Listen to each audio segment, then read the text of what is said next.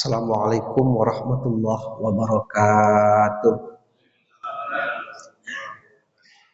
Bismillahi walhamdulillah. Wassalatu wassalamu ala rasulillah wa ala alihi wa sahbihi wa mawala. Amma ba'du. Subhanaka la ilma lana illa ma'allamtana innaka antal alimul hakim. Asyhadu an la ilaha illallah wahdahu la syarikalah wa asyhadu anna Muhammadan abduhu wa rasuluh. Allahumma shalli ala Muhammadin wa ala alihi wa sahbihi ajma'in, amma ba'du. Bapak Ibu kaum muslimin yang kami muliakan, langsung saja kita pada topik karena waktu kita singkat. Menjelang kita akan mengumandangkan iqamah. Pada tausiah singkat di siang hari ini, kita akan bacakan satu buah hadis dari Nabi Muhammad SAW. Jadi kita tidak bahas topik tentang puasa, nanti biar topik puasanya dibahas oleh ustadz-ustadz yang datang saja nanti. Kita baca hadis dari Nabi Muhammad SAW. Lamma tuwaffiya Rasulullah sallallahu alaihi wasallam, ketika Nabi Muhammad sallallahu alaihi wasallam telah wafat, telah meninggal dunia, qala Abu Bakar li Umar. Jadi Abu Bakar kemudian berkata kepada Umar. Jadi kita akan membacakan satu buah hadis tentang sejarah, ya. Jadi ketika Rasulullah SAW telah wafat, qala Abu Bakar li Umar, Umar berkata kepada Abu Bakar radhiyallahu anhuma, semoga Allah meridai keduanya. Kata Umar, intaliq bina ila ummi Aiman. Wahai Umar, kata Abu Bakar, ayo kita berziarah ke rumah Ummu Aiman. Kenapa kita berziarah ke rumah Ummu Aiman? Kama kana Rasulullah sallallahu alaihi wasallam yazaruha, sebagaimana Rasulullah juga menziarainya ketika Rasul masih hidup. Hebat nih Pak. Jadi Rasulullah dulu ketika masih hidup sering berziarah ke rumah Ummu Aiman. Maka kata Abu Bakar kepada Umar, ayo kita berziarah, karena dulu Rasulullah berkunjung ke rumah Ummu Aiman. Dan Ummu Aiman ketika itu sudah sangat sepuh, sudah sangat tua sekali. Siapa itu Ummu Aiman? Ummu Aiman itu adalah berasal dari Habsyah, dari Afrika, Ethiopia. Jadi seorang budak berkulit hitam dari Ethiopia. Ummu Aiman ini, kenapa disebut Ummu Aiman? Karena dia punya anak laki-laki namanya Aiman. Maka dipanggillah ibunya Aiman. Jadi Ummu Aiman ini dari Ethiopia berkulit hitam, menjadi budak di keluarga Abdullah bin Abdul Muthalib, ayah Nabi. Jadi dulu ayah Nabi punya budak namanya Ummu Aiman. Ketika menikah dengan Aminah, Ummu Aiman itu dibawa ke rumah Aminah, ibunda Nabi. Ya. Begitu Abdullah ayah Nabi wafat di Abwa, Nabi masih dalam kandungan, maka Ummu Aiman tetap bersama Aminah. Tetap bersama Aminah. Begitu Rasulullah Sallallahu Alaihi Wasallam lahir, Ummu Aiman ikut untuk menjaga Rasulullah.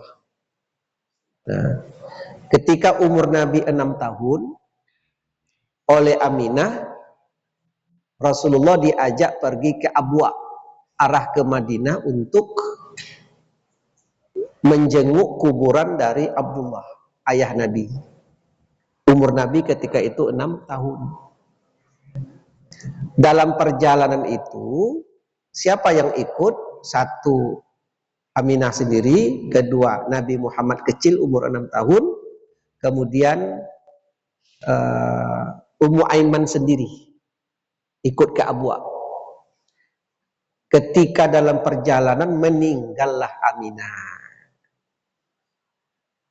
Siapa yang membawa Nabi pulang ke Mekah? Itulah Ummu Aiman. Jadi Ummu Aiman ini sangat besar jasanya kepada Rasulullah Sallallahu Alaihi Wasallam. Sampai Nabi kecil, dari Nabi kecil sampai dewasa, Ummu Aiman ikut merawat Nabi.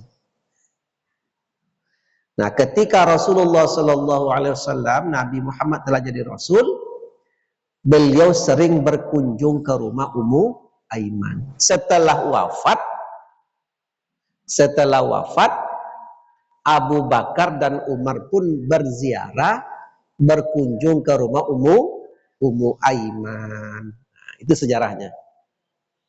Dan oleh Rasulullah, Ummu Aiman ini termasuk salah satu perempuan yang dijamin masuk surga. Padahal orang yang berkulit hitam. Orang Ethiopia berkulit hitam, Habsyah. Ya. Malahan kata Rasulullah, Ummu Aiman ummi ba'da ummi. Ummu Aiman itu adalah ibuku setelah ibuku. Begitu Rasulullah mengakui Ummu Aiman ini. Ya. Bahkan pernah Rasulullah mengatakan, siapa yang mau masuk surga dan mendapatkan kebaikan, maka menikahlah dengan Ummu Aiman. Waktu itu umurnya 40 tahun. Jadi disampaikan oleh Rasulullah kepada sahabat Nabi, siapa yang ingin mendapatkan kebaikan dan ingin masuk surga, nikahilah Ummu Aiman. Ummu Aiman ketika itu umur 40. Datanglah seorang pemuda menikahinya. Namanya Zaid bin Haris, usianya 18 tahun. 18 ke 40 berapa tuh Pak? Selisih 22. Jadi ketika itu orang tidak menengok umur, orang tidak menengok usia, orang menengok keberkahan dan kebaikan. Motivasi Zaid bin Haris menikahi Ummu Aiman itu karena ada janji dari Rasulullah tentang surga. Dan Zaid bin Haris menikahi Ummu Aiman, seorang janda beranak satu umur 40, motivasinya adalah untuk mendapatkan keridhaan Allah dan akhlak yang baik. Kalau sekarang ada orang menikahi janda umur 40, yang laki-lakinya 18, motivasinya apa? Nah, tak usah sebut lagi, itu nanti terbongkar pula nanti. Ya kan, kalau ini berbeda Pak, akhlak. Ya, terpaut jauh itu, terpaut jauh sekali. Nah, kembali kita ke hadis, Bapak Ibu sekalian, itulah yang dilakukan oleh Abu Bakar. Jadi Abu Bakar dan Umar berkunjung ke rumah Ummu Aiman. Ya. Falamma tahan haya ilaiha bakat. Ketika Abu Bakar dan Umar itu tiba di rumah Ummu Aiman, menengok Abu Bakar dan Umar yang datang, bakat Ummu Aiman langsung menangis. Langsung menangis. Faqala laha. Kemudian Abu Bakar dan Umar berkata kepada Ummu Aiman, ma yubkiki, wahai Ummu Aiman, apa yang membuat kamu menangis? Kok menangis kami datang? Nah, ini juga menjadi anjuran bagi kita untuk mengunjungi orang-orang baik.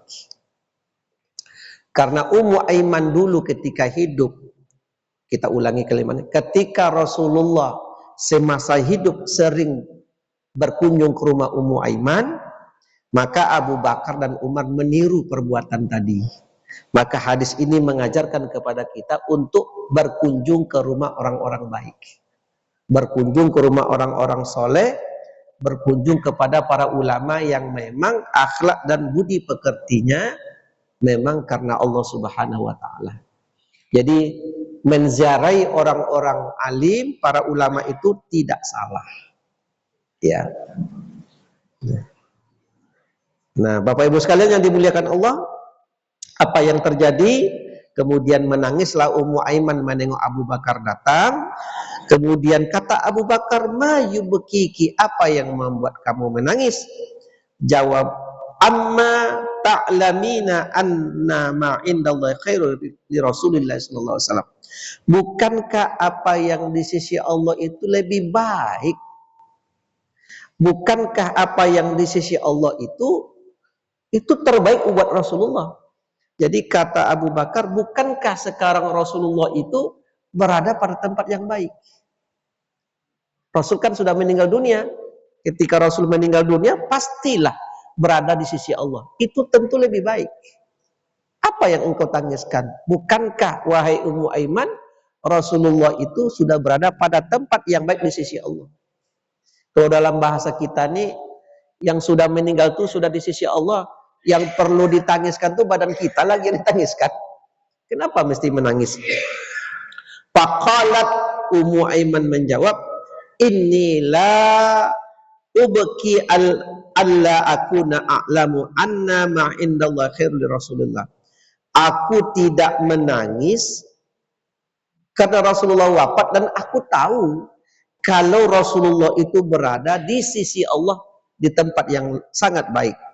Walakin, tetapi aku menangis li'annal wahya, karena sesungguhnya wahyu sudah terputus dari langit. Jadi tidak ada lagi hubungan antara bumi dengan langit karena wahyu sudah terputus seiring dengan wafatnya Nabi Muhammad sallallahu alaihi wasallam. Menengok alasan Ummu Aiman menangis karena wahyu sudah terputus, maka menangis pula lah Abu Bakar dan Umar radhiyallahu anhu. Bertiga-tiga itu menangislah bertiga. Apa yang mereka tangiskan? Yang mereka tangiskan adalah karena wahyu sudah terputus dan Rasulullah sallallahu alaihi wasallam telah meninggal dunia. Hadis ini mengajarkan kepada kita pertama bahwa dianjurkan mengunjungi orang-orang baik dan dianjurkan mengunjungi orang-orang yang pernah berjasa dalam hidup kita. Bapak-bapak, ibu-ibu, ada etek-etek kita, om kita, saudara ibu, saudara ayah kita yang dulu ketika hidup sering dikunjungi oleh ayah kita, maka kunjungi itu sebagai bentuk pengabdian kepada orang tua. Bapak Ibu, biasanya ada ayah kita ini, dia dia sering berkunjung ke adik perempuannya. Jadi kalau mau masuk bulan Ramadan ini, dibelinya beras, dibelinya sembako, diamplopkannya duit, diantar ke rumah adik perempuannya, karena adik perempuan hidupnya agak susah. Maka itu lakukanlah sekarang. Lakukan apa yang dilakukan oleh orang tua kita dulu. Nah, Bapak Ibu kaum muslimin yang dimuliakan Allah, termasuk juga ini adalah menziarahi sesuatu yang baik, ya. Seperti, bolehkah kita berziarah ke orang-orang soleh? Jawabannya boleh. Hadis ini menjadi dasar bahwa boleh menziarahi orang-orang soleh, orang-orang baik, termasuk berziarah ke kuburan-kuburan orang soleh, bukan untuk meminta doa kepada orang yang dalam kuburan. Ini hati-hati, ya. Kalau saya secara pribadi suatu hari pergi ke daerah sana, di daerah bagian Jawa sana, ada kuburan-kuburan orang soleh, saya datang dan memang prakteknya salah. Jadi orang yang datang ke situ memang meminta berkah kepada orang yang meninggal dunia. Itu jelas tidak benar. Dia datang minta doa kepada orang dalam kubur untuk mendoakan dirinya. Jadi meminta kepada orang dalam kubur mendoakan dia yang masih hidup supaya diberikan keberkahan. Itu salah. Yang benar itu adalah kita yang hidup mengambil iktibar dari orang yang meninggal dunia, dan kita yang mendoakan orang yang meninggal dunia. Itu boleh. Nah, hadis ini menjadi dasar bahwa apa yang dilakukan oleh Abu Bakar, yang dilakukan oleh Umar bin Khattab adalah upaya untuk melakukan perbuatan-perbuatan baik yang dulu pernah dilakukan oleh Rasulullah. Dan Ummu Aiman ini termasuk salah satu perempuan yang paling awal masuk agama Islam, dan termasuk perempuan yang dijamin masuk surga. Hebat Bapak Ibu. Jadi perempuan yang dijamin masuk surga termasuk Ummu Aiman, berkulit hitam, dari Ethiopia, Afrika Selatan, dari negeri Habsah pada zamannya. Tetapi ternyata orang masuk surga itu bukan karena kulitnya, bukan karena tubuhnya, bukan karena warna badannya, tapi orang itu masuk surga karena hatinya. Maka di bulan Ramadan ini, mari kita sucikan hati, momentum untuk membersihkan jiwa. Sebenarnya yang disasar oleh Ramadan itu bukan fisik, bukan badan, bukan zahir, tapi yang disasar oleh Ramadan itu adalah hati dan jiwa. Yang dibersihkan itu jiwa, yang dipersiapkan itu ruh, yang dipersiapkan itu hati, bukan fisik, bukan bangunan. Ibu-ibu, kita kalau bulan Ramadan ini yang kita lakukan apa? Ngecat rumah, mengganti karpet, mengganti gorden, mengkeramik dapur, memesan kitchen set, mengganti sofa, tambah lagi copek-copek kayak tukang jahit. Nanti tukang jahit udah penuh, nak menerima jahitan lagi. Kita urus fisik semuanya. Betul apa tidak? Sebenarnya Ramadan itu yang kita urus adalah ruh dan hati kita. Yang disasar oleh Ramadan adalah jiwa kita. Maka bersihkan jiwa kita di bulan Ramadan ini. Demikian Bapak Ibu yang dapat kami sampaikan. Waktu kita tidak ada bunyi ya? Memang dimatikan ya? Oh, sengaja ya? Ya. Saya nunggu bunyi dari tadi nih. Tidak bunyi-bunyi. Ya, jadi demikian yang dapat kami sampaikan. Wassalamualaikum warahmatullahi wabarakatuh.